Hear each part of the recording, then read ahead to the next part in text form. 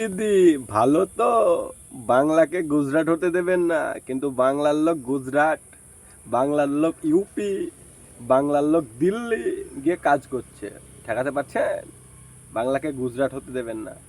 বাংলাটা যদি গুজরাট হতো তাহলে বাংলার লোক বাংলাতে থাকতো, বাইরে যেত না, পরিযায়ী শ্রমিক হতো না। আর 5,000 টাকা পরিযায়ী শ্রমিক পিছু বলতে হতো না কথাটা। ঠিক আছে? তো পরিযায়ী শ্রমিকরা কি বলছে একবার শুনে নাও ভালো করে। আমার পশ্চিমবঙ্গের দিদির কাছে আমাদের অনুরোধ, আমাদের এই শ্রমিক, আমরা যা লেবার মিস্ত্রি আছি, আমাদেরকে দিদি অনুরোধ করছে যে তোমাদেরকে মাসে 5,000 টাকা করে দিব, তোমরা বাড়ি চলে আসুন।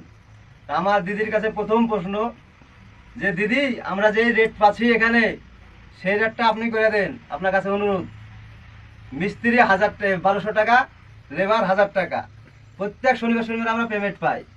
আপনি তো দেবেন 5,000 টাকা। 5,000 টাকা আপনার কারেন্টের বিল দেবো, যে আপনি কারেন্টের বিলটা করে রেখেছেন সেটা দিব না, ভালো স্কুলে ছেলে মেয়েকে পড়াবো না, বাড়িতে খাবো। আপনার তো কাজের কোনো ঠিক নাই, আপনার কাজ করলে তো পয়সা পাই না আমরা পশ্চিমবঙ্গে ভালো মতো।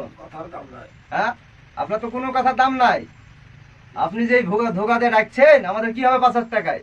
আপনি, আপনার কাছে অনুরোধ, আমাদেরকে 1,200 টাকা আর 1,000 টাকা রেট করে দেন, আমরা সব শ্রমিক চলে যাবো আপনাকে। আপনাকে ভোট বললো শুনলেন তো?